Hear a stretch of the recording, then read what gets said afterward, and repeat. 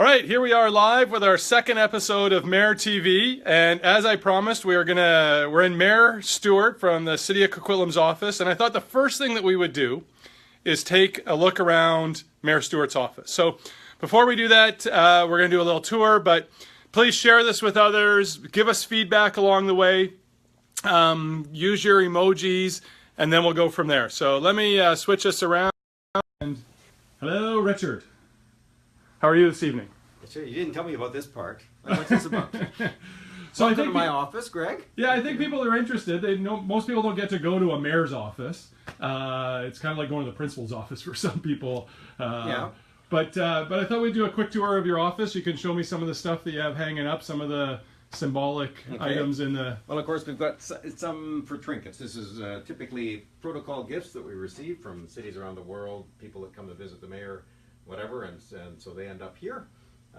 We've got this beautiful over here, this beautiful chain of office. Now, you've got one similar to this. I do have one similar. I don't have mine up like that. That's a really good idea. There you go. Yeah. So this is a chain of office that contains, beginning with the first mayor of Coquitlam, R.B. Kelly, going all the way through the fifth mayor of Coquitlam, James Mars. Hey, I know that guy. He was the first mayor of Poco. Yeah, he abdicated in 1913 to go do something else. When were you founded? 1913? Yeah, I thought so.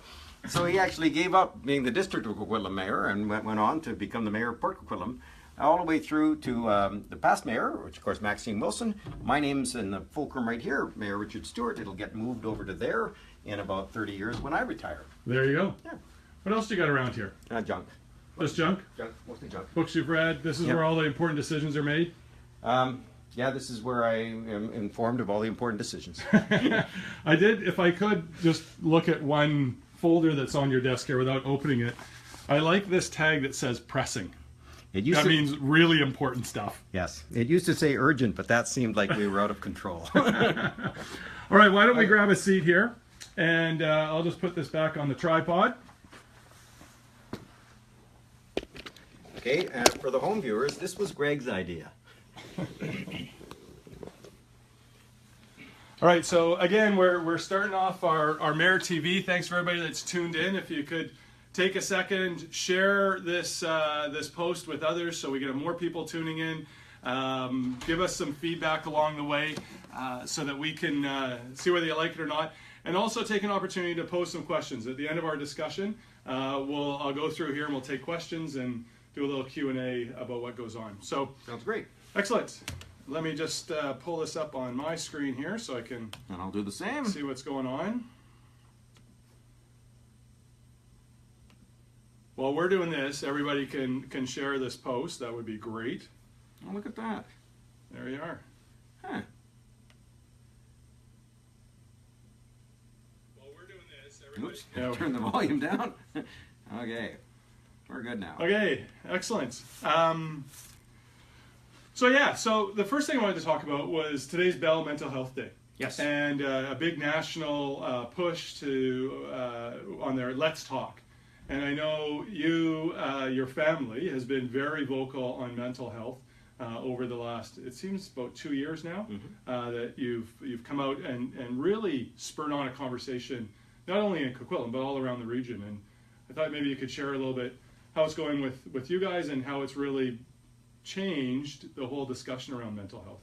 Well, it is an important discussion, and I didn't realize how important it was until my daughter Vanessa made a decision. We were actually, the family was at, Vanessa, my wife and myself were at Ride Don't Hide, which is a bicycle ride for mental health. This is 2013, so almost 4 years ago.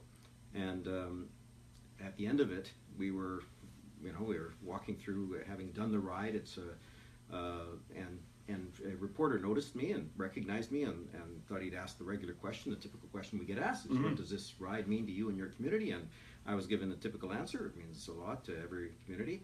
And Vanessa stepped out from behind me and said, he's not telling you everything. He's here because of me.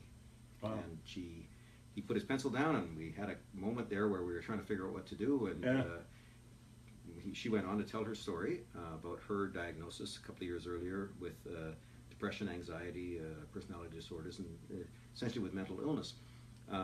Vanessa has struggled for many years, and she had decided at that point that the ride don't hide theme meant something. It means you shouldn't hide from this. This is an illness like any other illness, and she decided that she would speak out and try to work toward removing the stigma and allowing people to talk about it. So Bell Let's Talk Day is actually a really important day for us, because it is truly about having people be able to, enabling them to talk about the issue of mental illness, the issue of mental health, and perhaps seek help, perhaps just seek conversation so that they can tell their employer why they were missing for 3 days, rather than trying to hide it and trying to figure out how to keep this secret.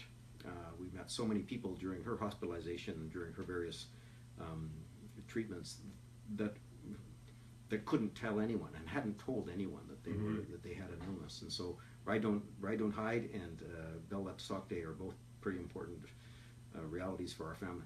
Well, and thanks for that. And I know, you know, we're good friends and we chat all the time. We're at lots of meetings together, and I know it's been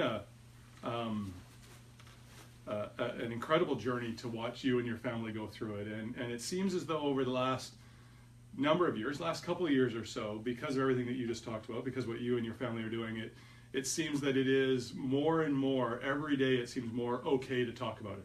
Whether you're the person going through it, or you know someone that might be just, there's something going on, and it's okay to have that conversation. Yeah, absolutely. In fact, because suddenly it's not just Vanessa from Coquitlam, but rather Vanessa, the daughter of Mayor Stewart from Coquitlam, I start getting emails about the reality, and the emails are things like, "That's my brother, that's my son, that's my cousin, that's myself."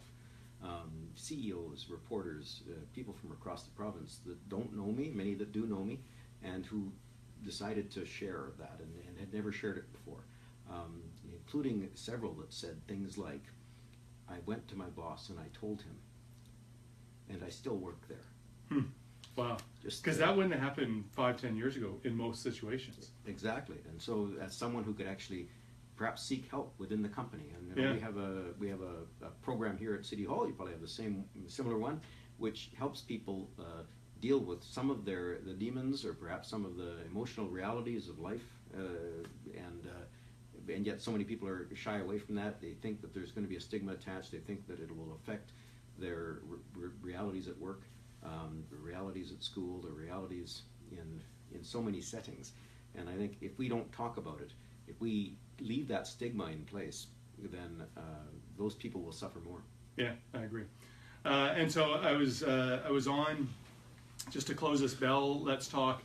You know, Bell gives 5 cents for every tweet, Facebook post, Instagram that uses the hashtag Bell Let's Talk. I've been busy today. Yeah, and it's been great, right? It clogs up your social media because so many people are retweeting, tweeting, and all that sort of stuff. But as I was coming here on the Evergreen line, there were over 100 million hashtag Bell Let's Talk, Wow. which is $5 million, and that was only at like 5 o'clock. So anybody watching this, take a second, well, maybe don't tune out just yet. When this is over, go out and use all your social media with hashtag Bell Let's Talk, whether it's Twitter, Facebook, Instagram, and help raise more money for this conversation. Yep. But more importantly, help spread the conversation. Yeah. It's big. So one of the other topics I want to chat about, 2 topics before we get into questions, and so if anybody has questions, please fire them off here. Is you did a video the other day that went viral on Riverview and how Riverview could be used as almost an immediate, maybe not total solution, but one of the pieces to a solution on this unbelievable fentanyl crisis that is happening across this province. It's not just a downtown Vancouver east side thing. It's all the way from the north right through down here to the coast. So maybe you could share sort of what that conversation was about. Well, the conversation was about 914 deaths last year, 136 or something like that deaths in December alone. That's 4 or 5 deaths a day from overdose, and that's largely from a drug that didn't exist 10 years ago. I mean, the fentanyl is a brand new reality, and it changes the context completely for the issue of addictions and mental health. We know that Riverview Hospital has been around since 1913, the same year that Port Coquitlam was founded, and Yeah. the Riverview Hospital was created, and it became the largest mental institution in Western Canada. It really did serve tens of thousands of British Columbians over the years, and at its peak it was at 4,600 patients, 2,000 staff. But in the 50s and 60s we started to see the deinstitutionalization. There was a different model, partly because of the introduction of antipsychotic and psychiatric drugs that allowed people to be treated rather than stored for their mental illness, and that allowed the thought that we could move some people into the community. And it was well-meaning, and every government since 1960 has embraced that policy of deinstitutionalization. And most of it happened in the 80s and 90s, and Riverview started to close. And the policy worked for many people. Unfortunately, it didn't work for many others. And some of those mentally ill ended up in the downtown east side using alcohol to self-medicate, and eventually using crack cocaine and various other drugs that, again, were relatively new. And so we ended up with addicts that were mentally ill and addicted. And many of them became real challenges to deal with in a deinstitutionalized setting.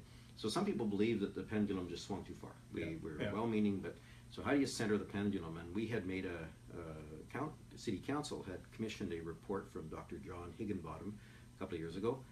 Dr. John Higginbottom used to be the vice president of Riverview during the 80s and 90s sort of era when the deinstitutionalization was taking place, and he put forward the possibility that we could repurpose one of the buildings at Riverview for the Sami population that's severely addicted and mentally ill.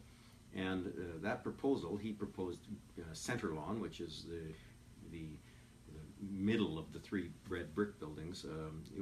Center Lawn was built in the 30s, but actually continued to have patients until 4 years ago. So, and the lights are still on, the heat's still on. So, in the context today, that was 2 years ago that he produced the report, but today's context is a different context, is much more urgency. And so I stood again, and I've had many conversations with the Minister of Health and the Minister responsible for Riverview, Rich Coleman, and said, come on, maybe one of these buildings will allow us to open, say, 200 or 300 treatment beds right now, something that you couldn't do in many places, and something you couldn't do in many communities, because the Tri-Cities has always embraced mental health and mental wellness. And so I made the pitch. Very publicly, you made the pitch. I made the pitch. It was a 6-minute video on YouTube, on Facebook, and it got shared lots and embraced lots, and 25,000 viewers and 1,000 shares. It's and many people, including people that used to work at Riverview, people that work at Forensic Psych across the highway, that really said that that's the thing. We got to do that. I just heard from Dr. John Higginbottom today. Just really happy about the concept that his proposal might well take root, may well flourish, and may well be able to save some of those 4 or 5 a day that we're losing right now to the horrors of fentanyl. Well, I was chatting with Mayor Robertson the other day. We were chatting about your video, and we were chatting about what's going on. And he said, I think it was not this week that we were in. I think it might have been last week or the week before. They had 15 deaths in Vancouver in 1 week. Yeah. No other time before did they have a double-digit number of deaths in 1 week. Which is not the record you want to break. And I pulled up some stats, because I think a lot of people think that fentanyl, I don't know if they think this, but we see pictures of younger people or maybe people that are drug addicted, that sort of thing.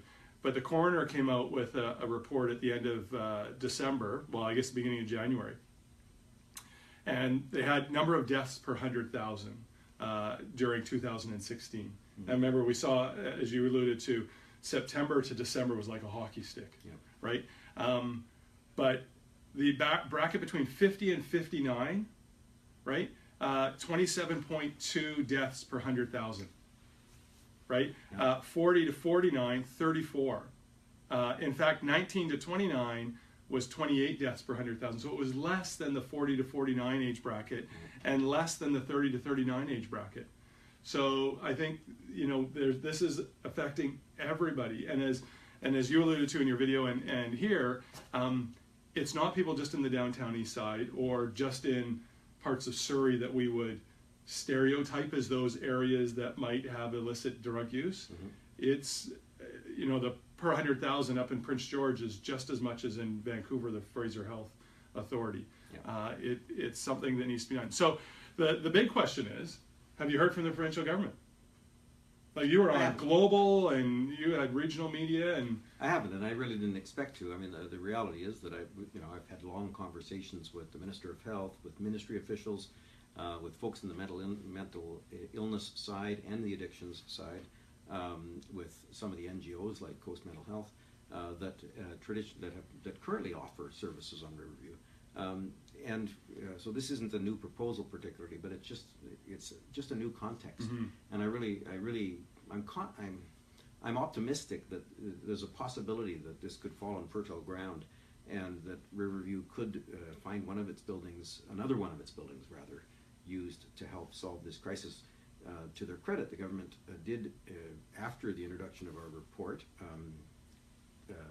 come out to Riverview, and they renovated and opened Hillside and Brookside. These are two existing buildings. Those are built in the 60s. And they've been opened for the Sami population, for the severely addicted and mentally ill, and really to help addicts try to manage their life. And so many of these folks were at Burnaby Center for Mental Health and Addictions, and have been transferred now to here, to a residential setting, almost asylum, it's really a beautiful setting, to allow them to transition back into a life that they aspire to have. And what we really want now is the possibility that those kinds of services can be on demand. That when an addict shows up somewhere and says, "Okay, please help me. This is my rock bottom. This is my rock bottom." From that moment, not from 6 weeks from now because there's a waiting list, but from that moment, there's a place for them, and we can help them transition back, and we'd be able to save many lives, I think, if we could wrestle this one to the ground. Yeah, and you're right, because there's some detox centers around that say, well, you have to be clean for 48 hours before we'll accept you. Well, how does that happen? I've never understood that. Sean has a question on this topic. So Sean, I'm going to ask you a question. He asked, how can we help put pressure to use Riverview as proposed? So what can people watching this, whether they're watching it now or watching it later, what can they do to help not just say, yeah, this is a good idea, what can they do? Well, I would retweet it, I would repost it, really get the conversation going across the province. Certainly contact your MLA. Make sure that the government understands that there is support out there for trying to give addicts help. Oddly enough, I received an email on the weekend, because there's lots of diverse opinions, and this particular email said, we should just kill them all.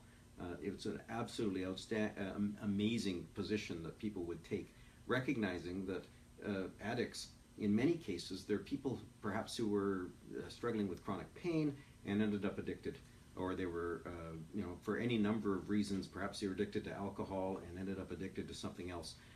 These are people we can help. These are humans. These are the children. They have moms and dads. In many cases, they have children. We ought to make sure that everyone understands that the public in British Columbia really support trying to get help now for the addicts to get out of addictions, rather than just to make sure that they get out of this particular overdose so that they can get back on the street and do it again. We really need to give them help. Yeah, absolutely. I'm going to ask Rick Kennedy's question here, because it's on the same vein. As a community, do we have the right to force people into a rehab program, or is it our responsibility as a caring city? I this question's come up over time, and I'm not sure if there's a right or wrong answer to it. It's hard to know. I mean, the reality is that the addiction problem goes across boundaries. We wouldn't be able to fill up an addiction center from here in Coquitlam necessarily, but I suspect that the region certainly could. Riverview Hospital has the benefit of being in the middle of the region. The Tri-Cities is like really the middle, the center of gravity. Well, we like to think Port Coquitlam is, but we'll include you if it makes you feel better. So anyway. But I think, Yeah. let's get everyone together. We each have our role, and certainly health and mental health and addictions, that's a provincial responsibility. But I want, the city wants to step up and say, is there any way we can do to help? Can we fast track permits? Can we get stuff happening so that ultimately this kind of concept can take root here in Coquitlam? Yeah, and I think you're bang on it. I think most of us as city leaders just don't point to the provincial government and say, hey, you guys got to do something. Mm-hmm. Although it squarely falls in their area of responsibility. We know that we're all in this together. And because a resident isn't a resident of Coquitlam and not the provincial government or of the country. Mm-hmm. We're all in this together. We have a role to play to a certain extent. And let's face it, the provincial government has access to the legislative authority to do things. Yeah. We, as local government, we're responsible for pipes and for roads and parks and fire and police, but it's really hard for us to find the legislative authority to do anything to get an addict some help in our community. Yeah, and that's, let's use that to jump over to the first reason why I asked you on MayorTV. Yes.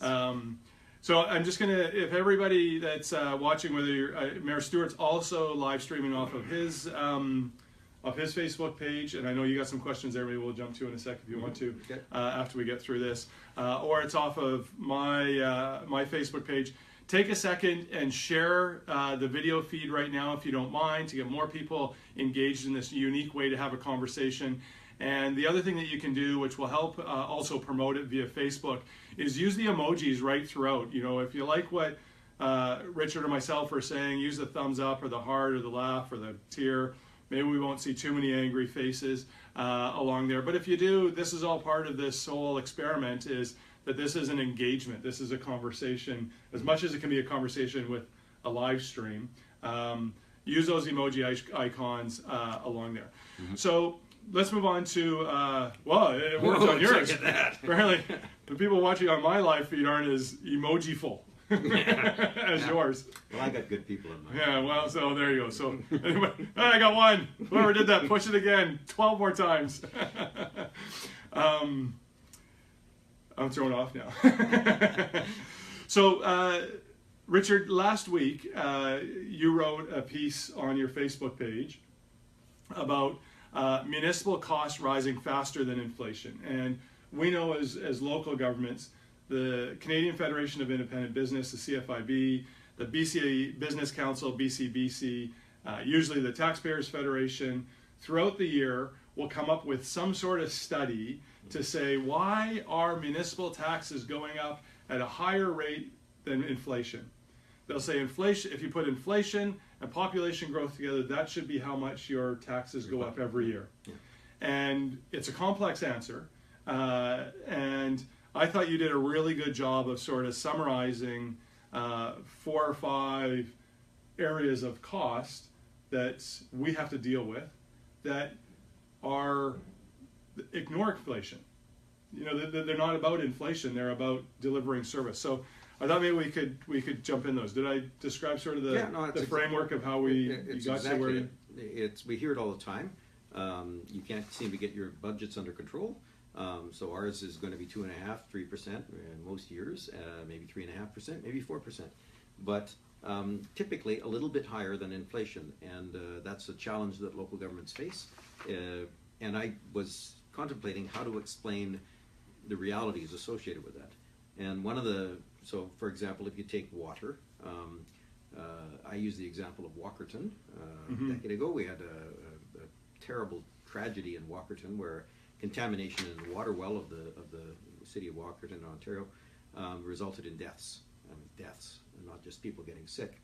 And as a result, the federal government changed the rules, and communities across the country had to start treating their water differently, even communities where they've never had an issue. And Metro Vancouver has the most pristine water probably in the world. We store it in secure watersheds up in the mountains, reservoirs up in Seymour, Capilano, and Coquitlam reservoirs, and never had a problem. But now we have to start adding ultraviolet treatment and filtration and all kinds of things to make that water even better. No one would argue against clean water, but that's a cost that gets added. Sewage treatment, we now have to do secondary treatment, whereas before we had to do primary. Solid waste, we used to have one garbage truck, picked it all up and landfilled it right here in Coquitlam. And you know, a couple of decades later, we now have 3 garbage trucks. We have one that comes for garbage, one for recycling, and one for organics, largely because the world wants to recycle, and our communities also don't want to contribute to greenhouse gases from the fermentation of organics in landfills. So, you know, you look at each one of those areas, fire trucks, you know, fire departments now have incredible resources, partly because we want to be safer. Police you know, we're trying to crack down on crime even harder, so policing is more expensive. Pretty well every element of city government costs more today than it did in the past, and largely because we have higher standards for our roads and higher standards for our sidewalks, our parks, our swimming pools, our ice rinks. Yeah, and let me just, let's just break a couple of those down. So you talked the first one, and I don't want this, I hope it doesn't come across that, you know, local government folks are whining about downloading. Yeah, but there are some realities to our day-to-day life. So you mentioned Walkerton. I think that's a great example that people have probably forgotten about Walkerton, but you're right. So what did we spend, $100 million or so in the Coquitlam water treatment facility with the UV. We spent $750 million in the Capilano filtration plant, as well as the new piping and everything that had to go into it. Not because we needed to, not because the water count was different, it's because the federal government said, you now have to either do UV or you have to do this new type of filtration. And mostly because most other places, actually there's nowhere else, the Capital Regional District and us are the only 2 regional districts in British Columbia that have a closed watershed, right? So nobody gets in our watershed, as you mentioned. But you go across the country. I remember Madison when she was in school, you probably went through this, your kids come home and they open up the textbook on where your water comes from your tap. And it's, you know, made in Ottawa or Ontario or something like that. And it's from a lake, and they've got this going in and all these other things. Boaters, yeah. And so, fishing in the lake. I remember, I think Madison probably killed me, and her teachers would just shake their head. But I would get her to draw out the proper one and take it to school. Well, it's true. We're spoiled here because it's true that most water reservoirs across the country are used for recreation. They're used for boating, used for fishing. There's a joke on the prairies that you know, the drinking water in some cities has been flushed 4 or 5 times upstream.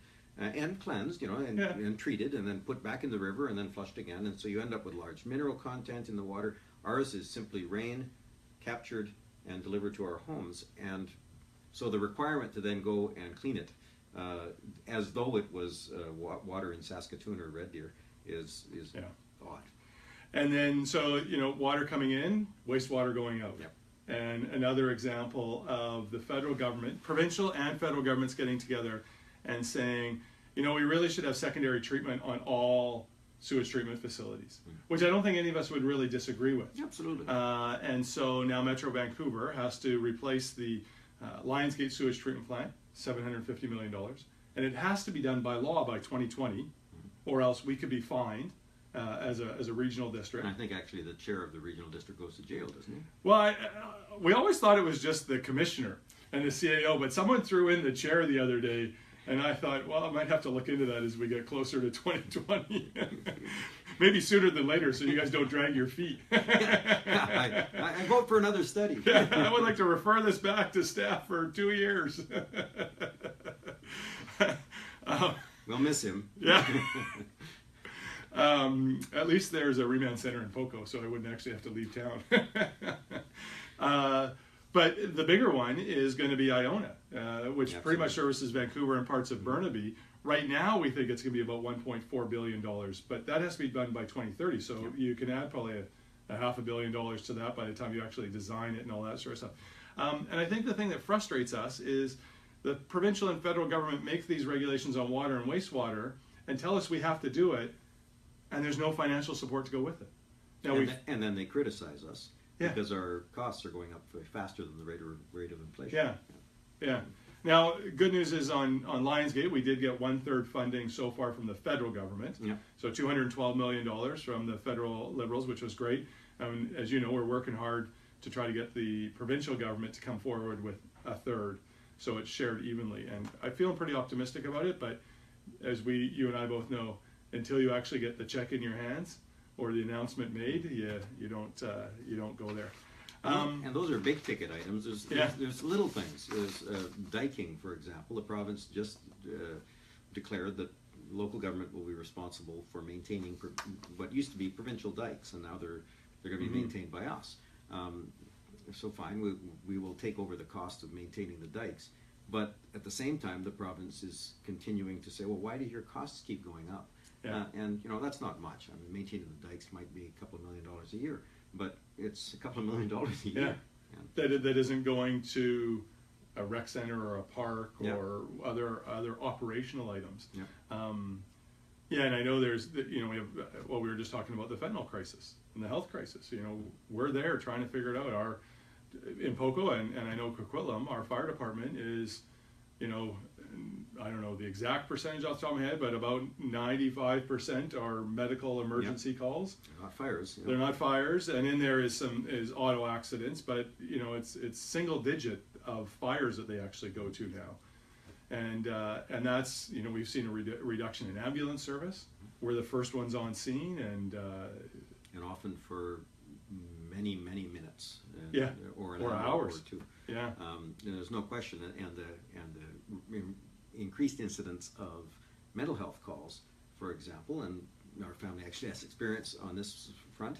It's very possible for a police officer to spend his entire shift or her entire shift at Royal Columbian Hospital waiting for the admission of a Section 28 patient, because the ambulances aren't working, that system isn't working, and the intake at some of our hospitals is not taking in the patients as quickly.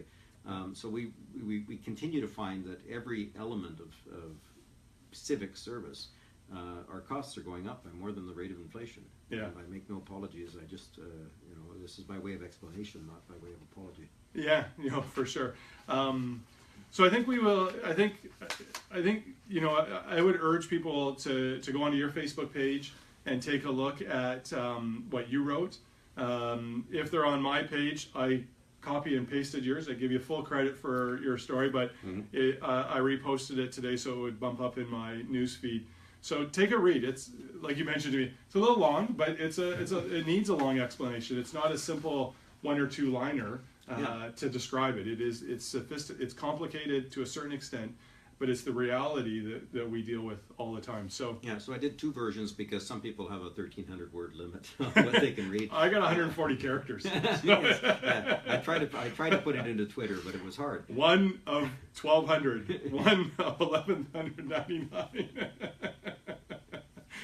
There needs to be an app for that just takes a long sentence and tweets it into multiple tweets. There you go. There you go. Freedom 55. Well, maybe 65 for you. Okay, so let me go to some questions. So if you have any questions, now's the time. Post them. I know, Richard, you got some on your wall there. Let me jump into this one here from Sean again. People are demanding more and better service, ... Of course taxes will go up and pay for it. I don't know about what you do in Coquitlam, but in Poco, we'll do surveys. And we'll say, you could reduce these things and save this much money, or you could increase taxes by $25 a year. What would you rather do? And almost every time, nobody wants to touch the service levels. They would rather just pay a little bit more until you give them the bill, and then they go, I don't want to pay as much.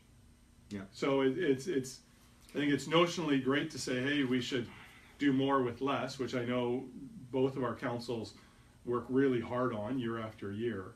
But making that decision of where is not obvious to anyone. No, absolutely. The challenges of, and every council, I'm sure, our council wrestles with it, your council wrestles with it, Port Moody. The struggle is, how do you provide the level of service that the public wants for the lowest possible cost? And it's true, we do the same thing. We have, for example, town hall meetings, and I noticed at the last 3 or 4 town hall meetings that, and I would write down the issue that was raised, and sometimes multiple issues by each speaker, and you say, okay, we want a covered tennis court, we have potholes need to be fixed. We need to have parks. We want another trail. We need more dog off leash parks. We need better this, better that. And you get to the end of the list and you realize that no one said taxes. They came to talk about things that they wanted local government to do more or do better, but not necessarily things that they wanted the local government to cut. And it is a challenge. So even if we didn't, we recognize that, and the article was meant to show that even if we didn't ever augment service, our costs are going up by faster than the rate of inflation. Yeah. But the demands are really to continue to augment service and to make sure that, you know, the snowplows are out there. You know, I just got an email that said the rain stopped at 7 a.m. and it froze. Why weren't the roads salted by 7:30? It's my fault. It's my fault.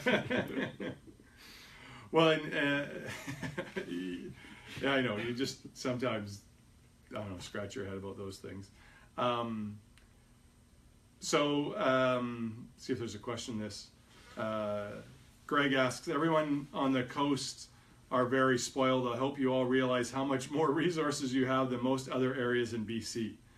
I know you and I and Mike Clay, we traveled once across the country and once across the province to go to our FCM and our town hall, HAUL. And I experienced a measure of enjoyment. We're short. Yes, that Tuesday night, remember? Yeah, when we were sleeping, that's why you enjoyed it. But we sure got to experience our province and our country on service levels. And I think Greg is a little bit right on that. I think we do have a high level of service here in Metro Vancouver. It was Moose Jaw. Remember we were in Moose Jaw? We didn't get to meet the mayor.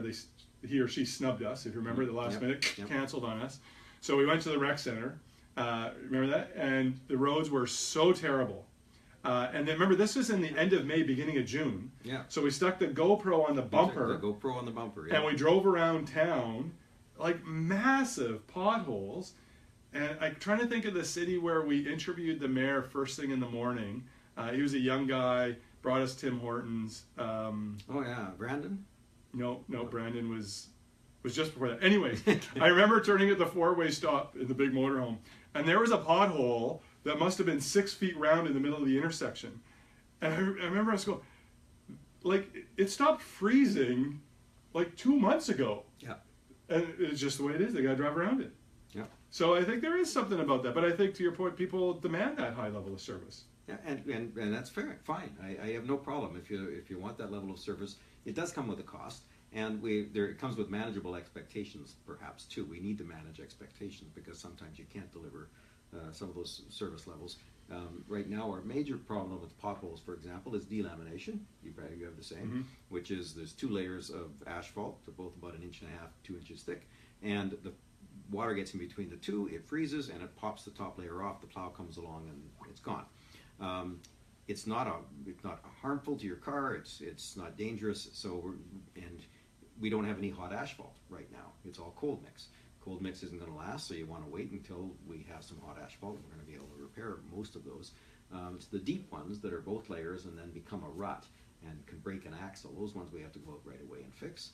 But it's true that so many people across Canada who come to British Columbia and see our level of service and recognize that they're paying $6,000 or $7,000 for a modest home a year in taxes, and we pay roughly half of that, and we do get a really good level of service generally, and so there you go.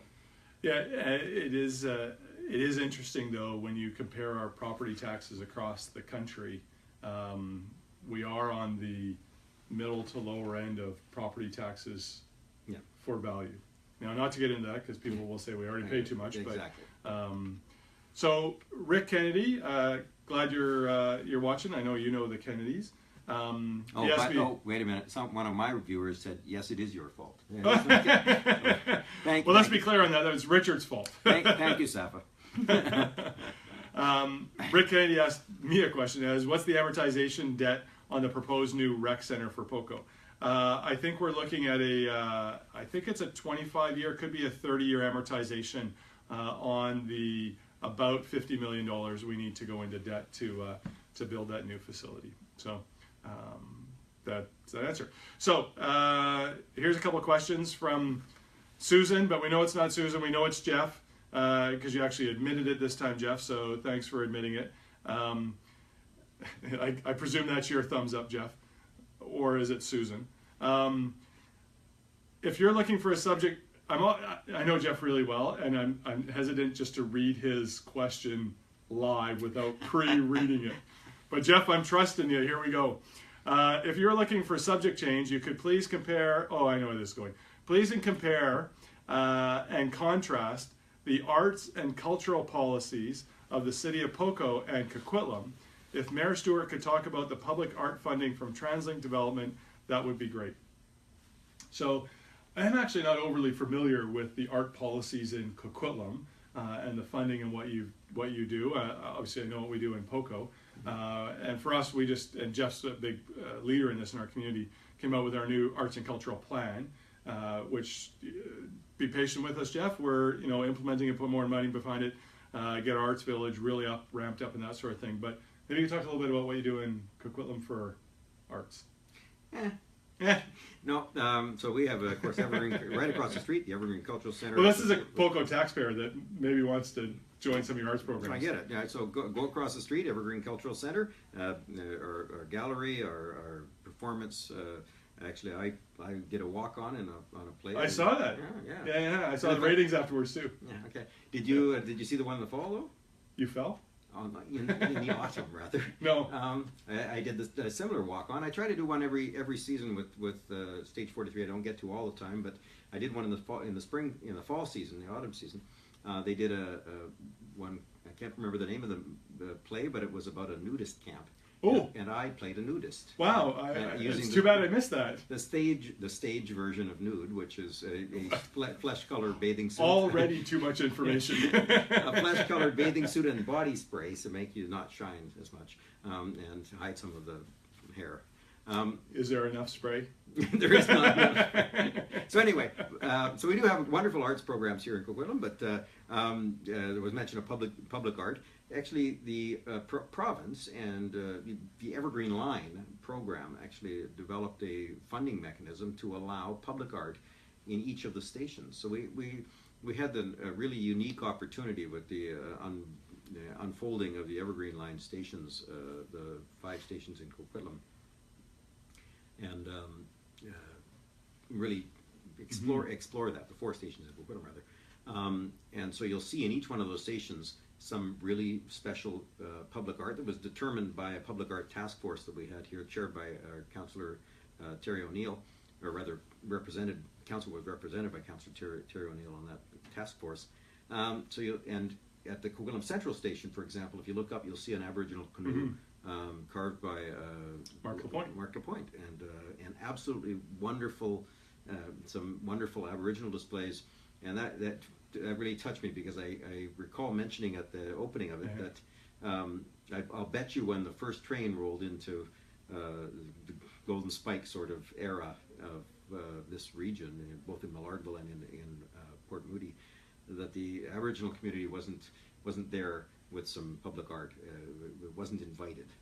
But we really need to continue to include our Indigenous populations, our local First Nations, in the kinds of things we do in our community, and public art in our stations was part of that. I want to say that I think the LED lights that you've done on Pine Tree look spectacular. I think they look really, and I think the landscaping that you've done there has really kind of set the tone.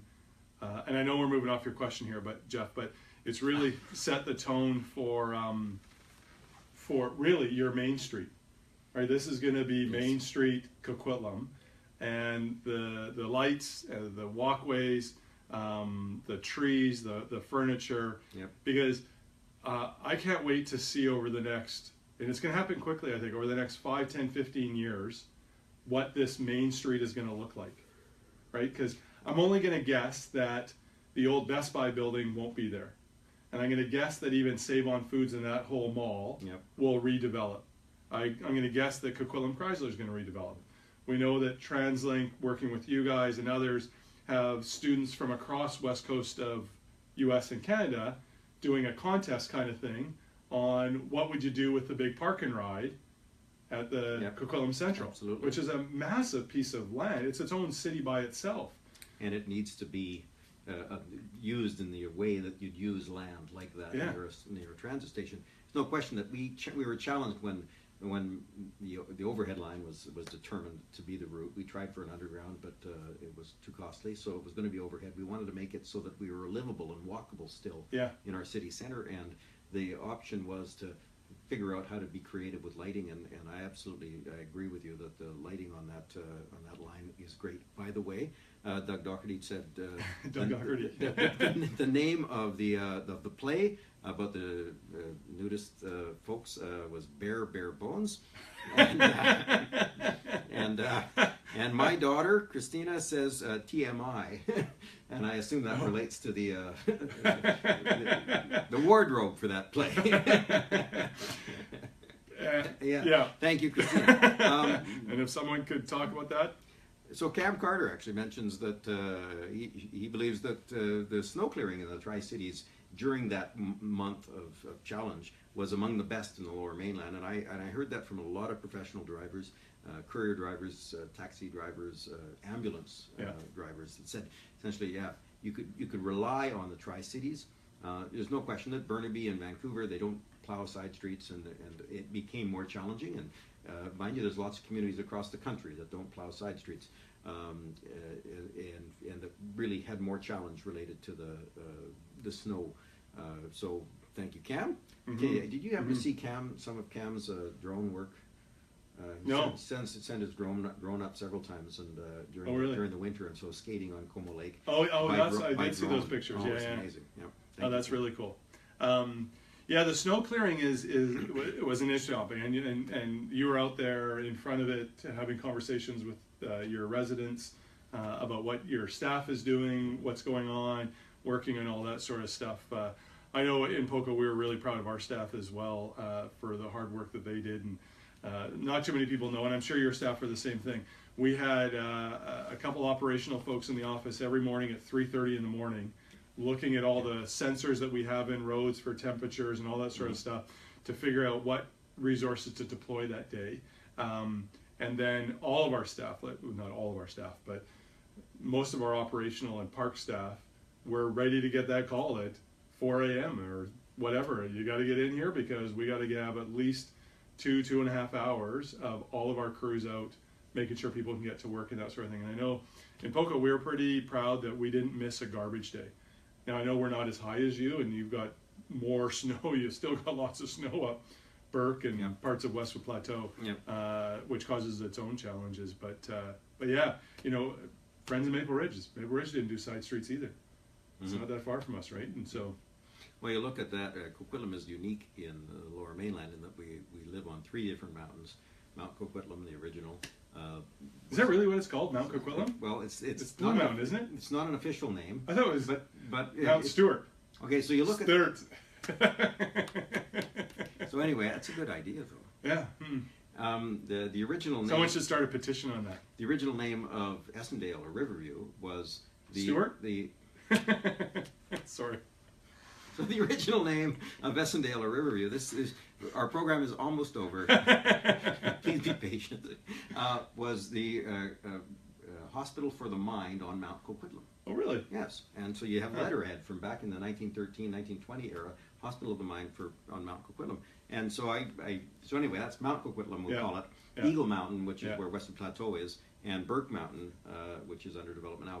But Eagle Mountain, the highest house, if you will, on Turnberry, essentially in the Camelback section of Eagle Mountain on Westwood Plateau, is at 360 meters above sea level, which is about twice as high as the typical development in Burke Mountain. Really? It's Burke Mountain is about 220 meters typically. You get up to Harper, you get 240, 360 up on. I didn't realize Turnberry. I didn't either until you look up the numbers and you realize that explains why their piles of snow on the side of their driveway are 9 feet tall, and there's no place left to store the snow.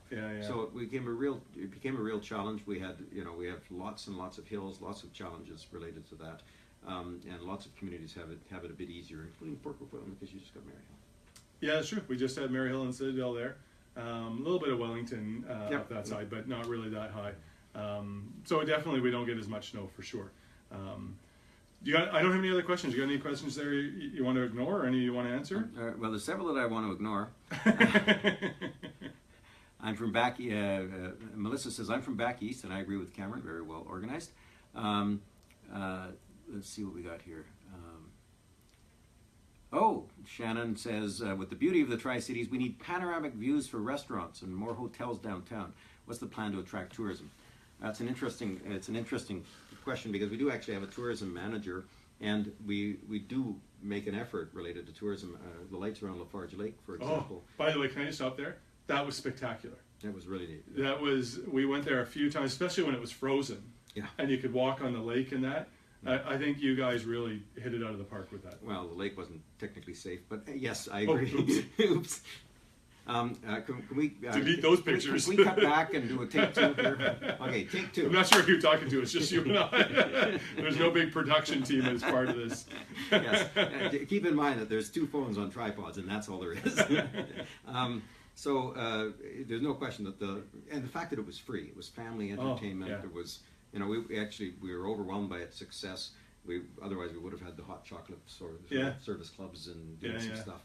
But we were there quite often, and it was just spectacular watching so many families having a lot of fun.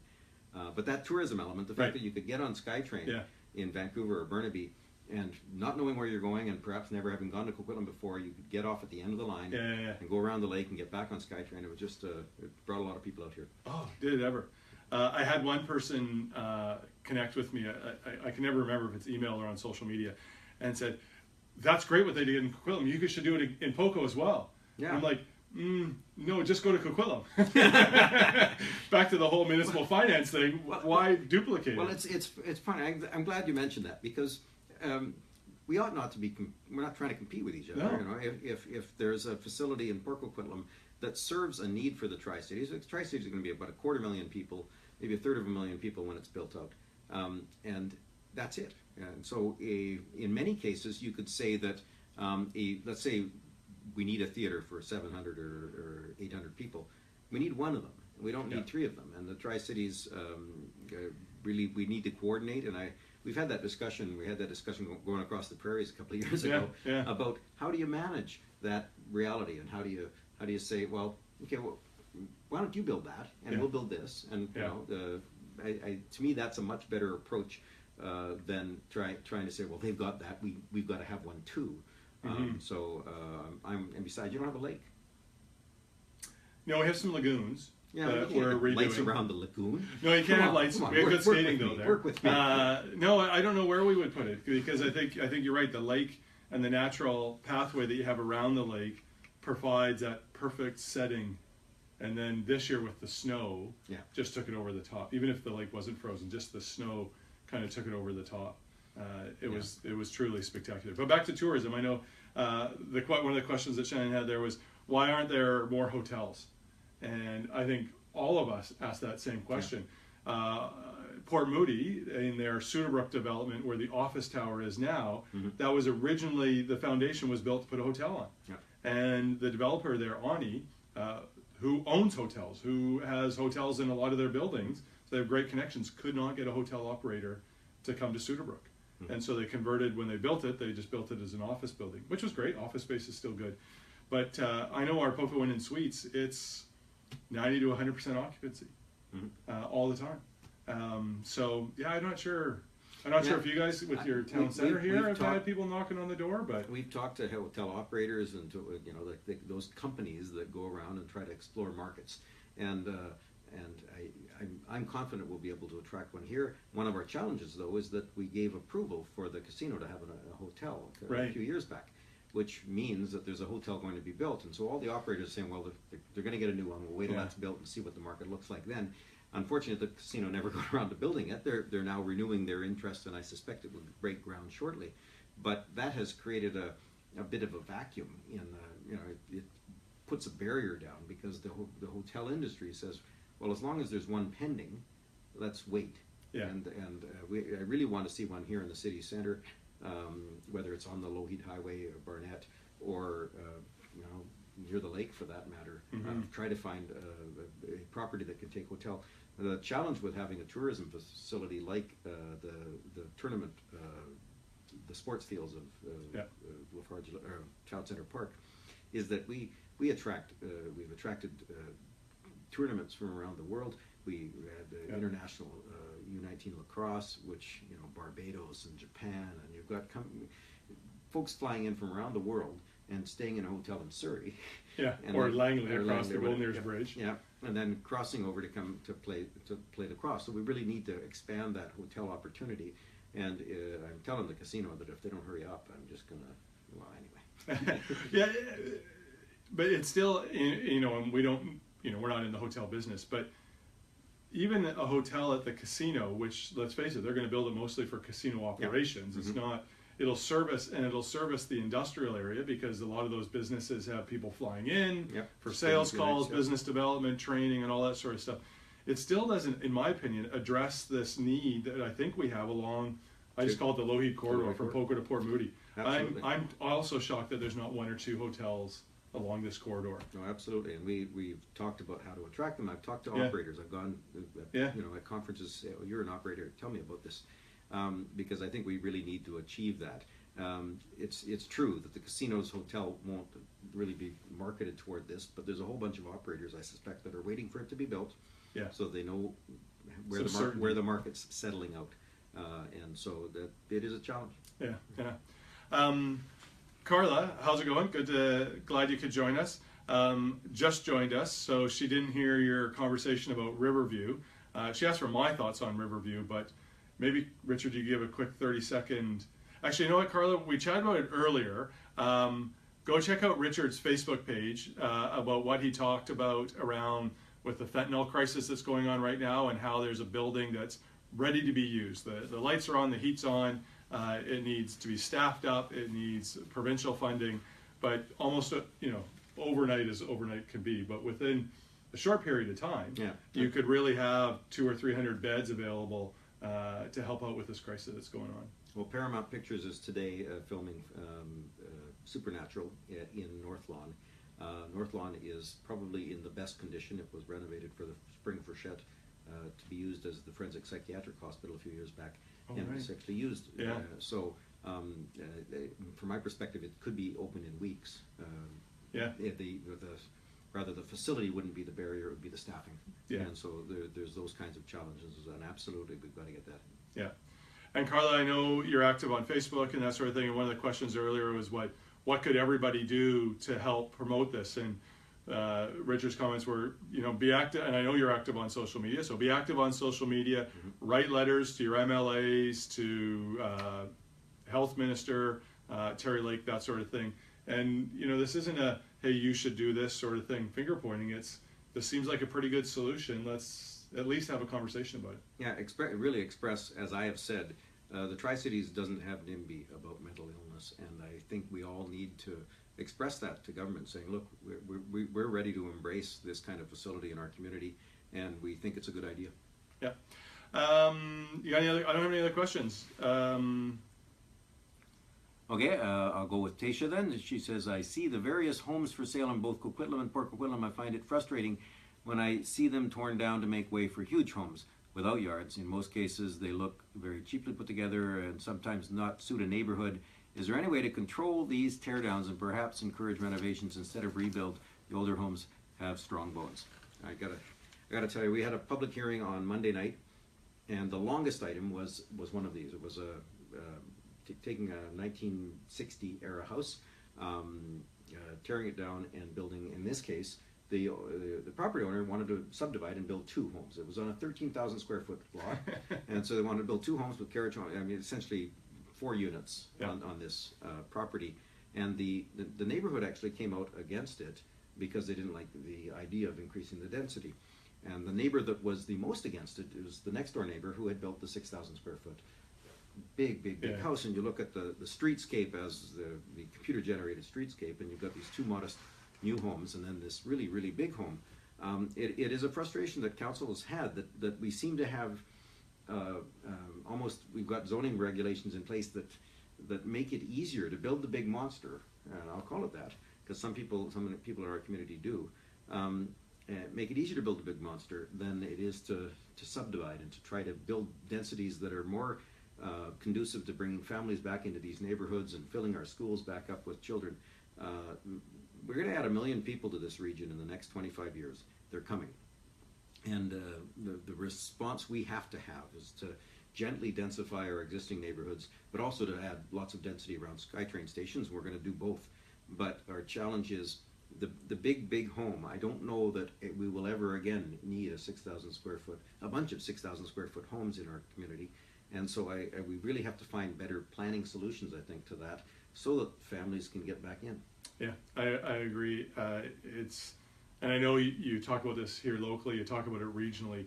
Yeah, 13,000 square foot home or lot. Mm-hmm. That's just unheard of. Yeah, and the idea that the neighborhood be opposed to subdividing it because it would increase the density.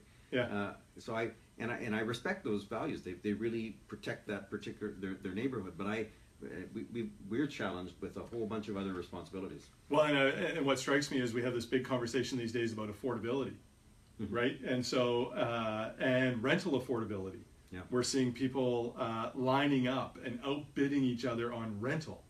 So the fact that you could allow cottage home or garage homes or cottage laneway homes, mm-hmm. it's as much, I think, as a mortgage helper mm-hmm. for the person to try to make the home purchase affordable, but it's increasing that rental stock. I think Metro Vancouver, we projected over the next 10 years, and you're the chair of the planning committee, so you might correct me on this, but over the next 10 years, I think we need 54,000 rental units built in this region. And I think this year we opened something like 1,400 doors. Yeah. So there's more in the ground under construction, but in 2016 only 4. So we're not even getting close. And of those 5,400, just about half need to be affordable. 54,000, yeah. Or 54,000 things have to be affordable. And that's our big challenge is not that, how do we do that in the next few years, but how do we do that in the last 10 years? Yeah, because we're behind. We're behind. There was 2 or 3 decades where we didn't build any rental housing. From 1985 or so to 2015, yeah. We built no rental housing in this region to speak of. There was one purpose-built rental project in Coquitlam, and it was because Polygon was redeveloping a mobile home park on Westwood, and we forced them to build a rental building. And it's really, that's the only rental building that was ever built. And now they're probably thanking you. They probably fought you at the time. No, actually, they sold it off at a loss because the market at the time, you couldn't make a rental building work. And now you're starting to be able to make rental buildings work, but only because rents have gone up. Yeah. And that's not the way to make affordable rental. And because we didn't build any in 30 years, we have 2 types of rental buildings, the brand new ones and the 40-year-old buildings. And the 40-year-old buildings are aging, and some of them are at the end of their life. We had a fire, for example, in Cottonwood Apartments that displaced some Syrian refugees. That building had the plumber visit every day for weeks mm-hmm. because the paper-thin copper piping and the heating system and the building was at the end of its life, and it was the plumber's torch that set the fire. So how do you, if you don't have the 25-year-old housing, then there's nothing. Yeah. There's nothing that we have a real challenge on the rental housing side, no question. Yeah, and then you get that supply and demand and outbidding and all that sort of stuff. So, I got one last question for you. So, you and me and one other guy, we did our town halls across the country. Mm-hmm. What do you think about Mike Clay? He was watching last week. He actually asked questions. He asked questions about better traffic flow in Poco so he could get home to Port Moody faster. Well, it's a good question. I mean, what do I think of Mike Clay? Are there any other questions? No, there doesn't seem to be. It doesn't seem to be. We're going to end with this one. Well, I'll tell you, for folks at home, the town hall, which is HAUL, was an experiment where the mayors just climbed in a motorhome and we drove to the national conference. First year was in Niagara. And we got to speak with 3 or 4 mayors along the way every day about the challenges in their community, the infrastructure challenges and such. And it was really it was an eye-opener. But the bigger eye-opener was the fact that I spent 7 days that year in a motorhome with this guy and with Mayor Mike Clay from Port Moody. And and perhaps even the bigger surprise was that I did it the next year again. Yeah, did you make it through that trip? The first year? Yeah. Okay. I made it to Toronto. You guys went on to Niagara, but I had to fly out at the last minute. No. My daughter told me at the last minute that she was graduating on the day after we arrived in Toronto, and I had to fly home, so I didn't make it to the conference. I know that's a story you tell people, that your daughter was... Tell them the truth. We kicked you out. The snoring just got unbearable. We hadn't slept for 8 days. Let's go with that. We'll go with that. My goodness. I tell you, snoring. Let me tell you. No, Mike Clay and Mike snoring. Clay, my goodness. And I tell you, the bad puns and the humor. It actually was really fun. We should do this again. We did. We went the next year. We went up through BC to Edmonton. Yep. And what was really cool, but through the Peace River District. So through the Peace River, which is an area of BC I had never been to. Yeah, me neither. And it was fascinating that, because we asked the question.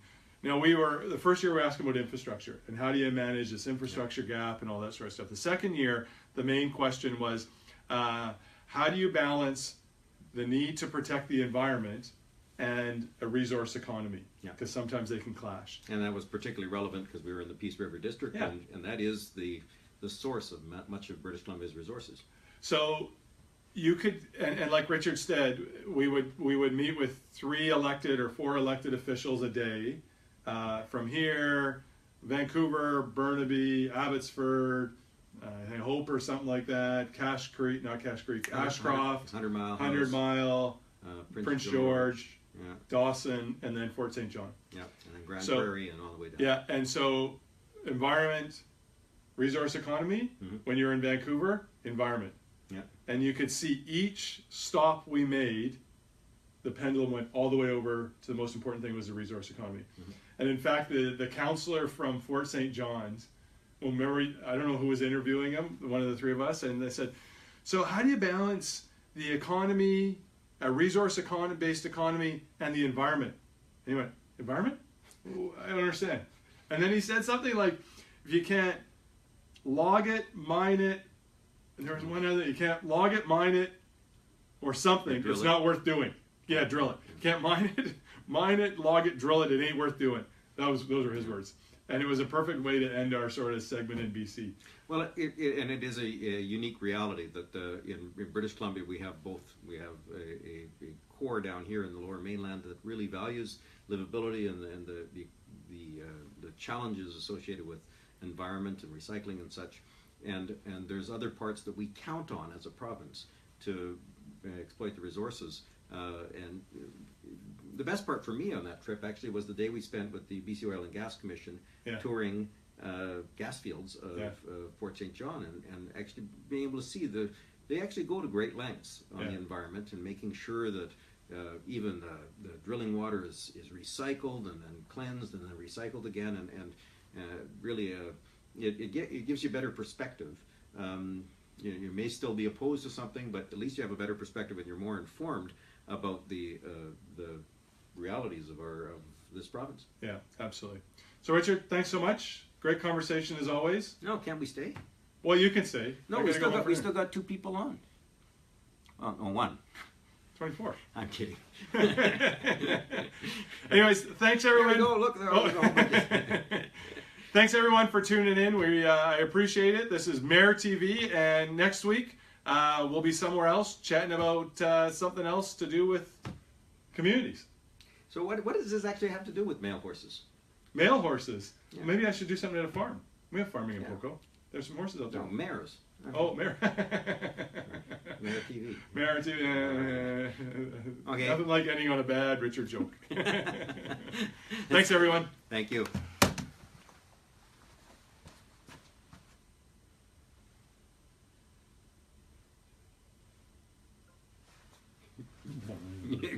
Watch, it's going to go wonky wonky.